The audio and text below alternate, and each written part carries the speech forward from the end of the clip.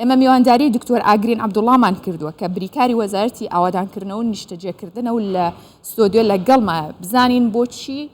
ئەو پرۆژانەی کە تەواو نەکراوە کەی تەواوکرێن و بۆچیش پێوترێت ئابوووریەکی خەمناک ئێمە چاومان لە چییە. دکتۆر بەخێر هاتی ستاوت لەبێ. من لێستەوە با پیرۆزبایی ساڵی نوێت لێ بکەمەوە دەمان نەماوە بچینە ساڵێکی نوێەوە بەو هیوام ساڵی نوێ ئەو پرۆژانەی کە باسیەکەین دووقات و سێقاتی ئەمە بێ لەبەروی ئێمەی ڕۆژنامەنووسان یاخود بڵین هاوڵاتیان بەگشتی چاویان لە ئاوادانکردنەوەی زیاترە چەندێکیان بۆ بکەن چاوەڕێی زیاترەکەن بۆ ئاوادانکردنەوەی هەرێمی کوردستان کەواتە پێمان بڵێ ئەو بەگشتی کارەکانتان چۆن بوو لە ساڵی 2022. بەڵێ سپاس بۆ ڕەخساندنی ئەم دەرفەتە لە ڕاستیدا ساڵی 2022 ساڵێکی قورس بوو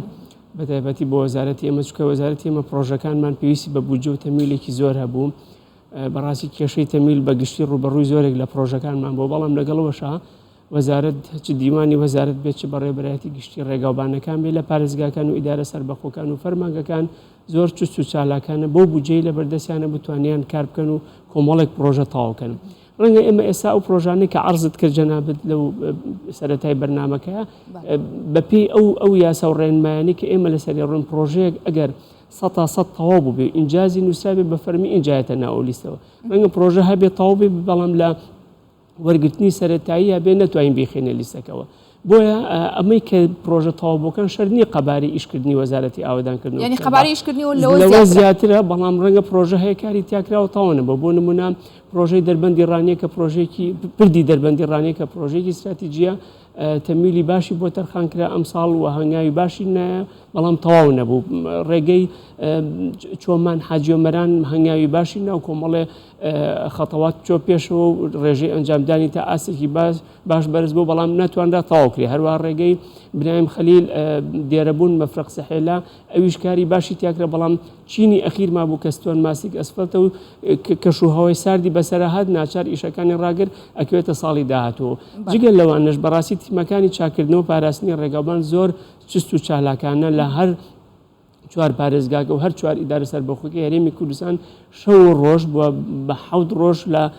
هەفتەیە و 24 ساعاتە ئەتوانم ئەگە مبالغە نەکەم کاری سیانیان کردووە و تیمەکانیان لە ئامادە باشیە بووە ئەوانیش بۆ بودجەی کە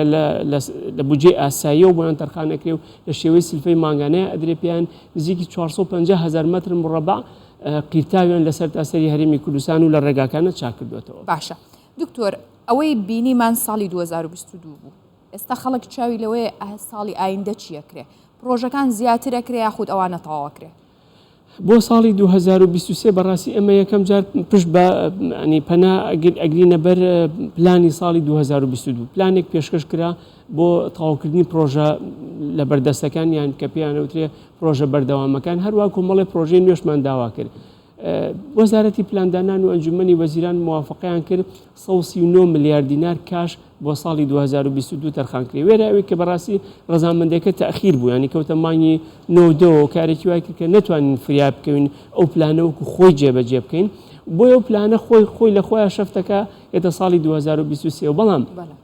وەزارەتی ئاوادانکردنەوە ئەو پلانە لە ئاستی طموحەکانیانە بوو چکە ئێمە جگە لەوەی کە ئەو پرۆژانی لە بەردەستای و گرنگە ئەمانێ تەواویکەین کۆمەڵی پرۆژەی نوێی تیژێ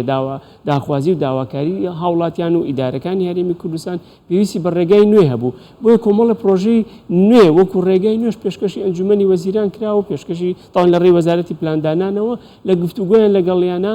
مێدمان وایە 56 ملیارد دیناری تیژ ئیزافی بۆ پرۆژەی نوێ کوێتە پلانمانەوە بۆ ساڵی 2020. باشە دکتۆرەوەتان بەرچاو گرتووە کە کام پارێزگا زیاتر پێویستی بە پرۆژەی ئاوادانکردنەوەیە لە ڕاستیدا تا ئێستا ئێمە لەسەر بنەمای 133 بە 43 کار ئەەکەین یان تا حدێکی زۆر بەڵام لەگەڵ ئەوەشە لە پلانی وەکو ڕقەمیش کە پیشانتانە ڕوون ئەبێتەوە بۆ ناوچەکی سلێمانی کە ئەڵین سلێمانی مەمەسمان پارێزگای سلێمانی پارێزگای هەڵەبجە ئیدارەی سەربەخۆی گەرمیان و ئیدارەی سەربەخۆی ڕاپەڕینە بۆ ئەو چوارە چلووسیەکەمان تێپەڕان نزیک بووینەتەوە لە 50 بۆ پێیکە تۆڕی ڕێگاوبان شەبەکەی ڕێگاوبان زۆر لە دواوەی لەوێ وە بەڕاستی کێشەی کاشیشی هەبوو تەنها 2 پرۆژە توانرا کاشی بۆ تەرخانکرێت لە ساڵی 2022 لەو 4 پارێزگا و ئیدارە سەربەخۆی کە باسم کرد ئەویش پردی دەربەندی ڕانیە بوو کە کاشی باشی بۆ دابینکرا لەگەڵ ڕێگەی کەلار دەربەنی خان بوو کە بە خراپی کاشی بۆ دابینکرا تەنها 12 قستی 200 ملیۆنی کە ئەکاتە 2 ملیار و 400 ملیۆن لە ساڵی ڕابردووە تەرخانکرا بۆ ئەوش بەشێکی زۆر کەم بەخاوی پرۆژەکە چۆ پێشێت دەنا هەموو پرۆژەکانی ترمان بەڕاستی کاشی بۆ تەرخان نەکرا لەو مەڵتیقانەیە کە باس یەکەم ئەو دوو پارێزگا و دوو ئیدارەیە و لە جێ خۆیان مابوونەوە. باشە دکتۆر پێوی ئەو کاشەی کە ئێوە پێویستان پێێتی ئێوە پشتە بەستن بە چ داهاتێک یاخود بڵێن لەکوێوە بودجەکەی بۆ دابینەکەن؟ بەڵێ مادەم باسی داهاتت کرد ئەکرێ بۆ شێوە باسیکەین ئێمە سێ پۆلینمان هەیە بۆ سەرچاوی جێبەجێکردنی پرۆژەکانمان یەکێکیان بودجێ و بەرهێنانەکە ئەمە گەورەکەیە بەڕاستی ئەمە حکوومەت دابینیەکە بانقەکان خۆیان دابینەکەن وەزارەتی دارایی لە چ داهاتێک و چۆنە ئەوە پەیوەندی بەوانەوە کۆمەڵی پرۆژەی بچووک و مامناوەندی کە وەکو سیانی ڕێگاکانیان ڕێگەی گوندەکان لە بودجێ ئاسایی بۆمانی بەڵام ئەوە زۆر نییە میقدارەکەی هەروەها سەرچاوی سێمەن سەتاسی داهاتەکانی وێزگەکانی کێشە ئەو داهاتی کە وەزارەت کۆیەکاتەوە لە ئەنجامی کێشکردنی بار هەڵگرەکان لەسەر تا سەریارێمی کوردستانە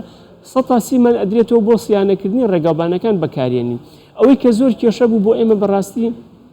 بودجێ ئیسیسماری بوو کە گەورەکەیە کە مەفروزە بۆ نمونە کاش بۆ پرۆژەیەک دابین ئەکرێ لە ئەنجومەنی وەزیرانەوە یا لە وەزارەتی دارایی ئیتر ئەو بانقانە لەوێ لە سلێمانی لە گەرمان بتوان کاشی بۆ دابینکەن بەڵام نەیانتوانی بۆی دابینکەن. باشە دکتۆر ئێمە ئەبینین زۆر جار یاخود ئەبیستین کە گلەیەکان لە سلێمانیەوە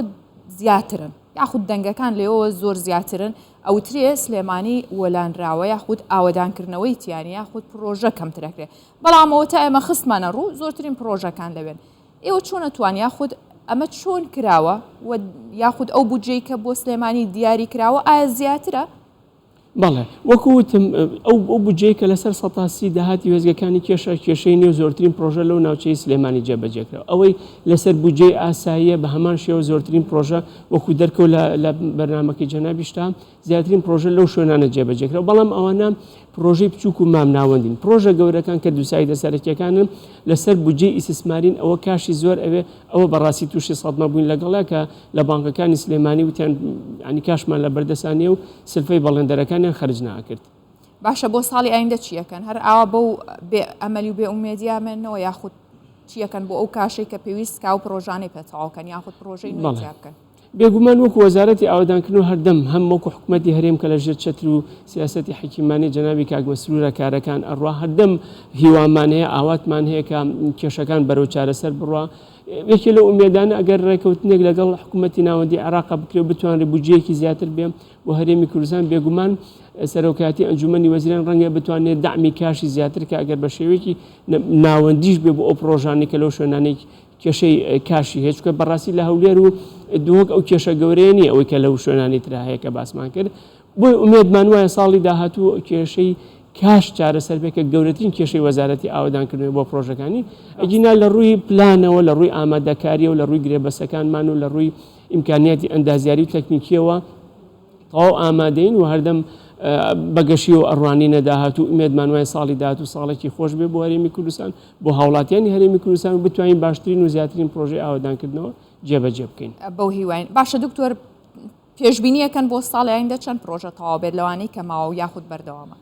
پرۆژە بەردەوامەکان کە باسان کرد 67 پرۆژەی ڕێگاوبانی گەورە لە ژێر ئەنجامدانەیە کە بودجێ گشتیان تریلیۆنێک و 607 ملیار دیناری عێراقیە و نزیکی 750 ملیار دیناریشی پێویستە بۆ تەواوکردنی بەڵام ئەو پرۆژانەی ئەوە نین لە ساڵێکە تەواو بن ینی ئەگەر کاشیشان بە تێرە و تەسەلی بۆ دابین کرێ هەر ساڵی 2020 هەمووی تەواو نابێ بەڵام هەیەە ڕێژەی ئەنجامدانی 180 175 و بەرەوسەرەوە ئەوانە ئەگەر کاشی بۆ دابین کرێ و ئەگەر کێشەی نێتە بەردەمیان لە سەرفکردنی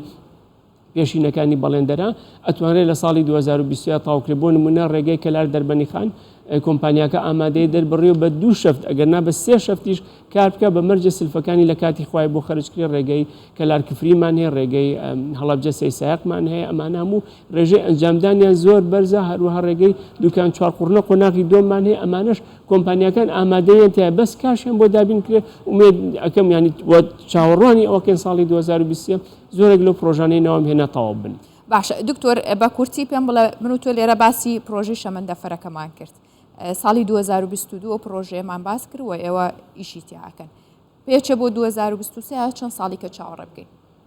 لە ئێستا ئابێتە خەونێک بەڕاستی ینی قسەکردن لەسەر پرۆژەی هێڵی شەمەندەفەر ینی بۆتە حاڵەتێک ینی هەرچی هەموو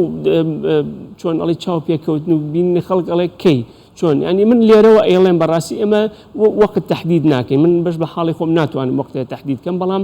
هەرەوەنە ئەڵم ئەمە پرۆژەیەکی استراتیژی گرنگە ئەگەر سەر بگرێ خێری زۆری ئەبێ بۆ هەرێمی کوردستان گەشەی پێەکە لە ڕووی ئابوووریەوە ئاسانکاری بۆ هاتوچۆکە ئەم پرۆژێش گەورەیە کاتی ئەوێ کارکردن لەسەری لە ئێستادا ئەو کۆمپانیای دراسەتی جەدوای اقتصادیمان بۆکە هەنگاوی باشی بڕێەوە ئینسپشن ڕیپۆرت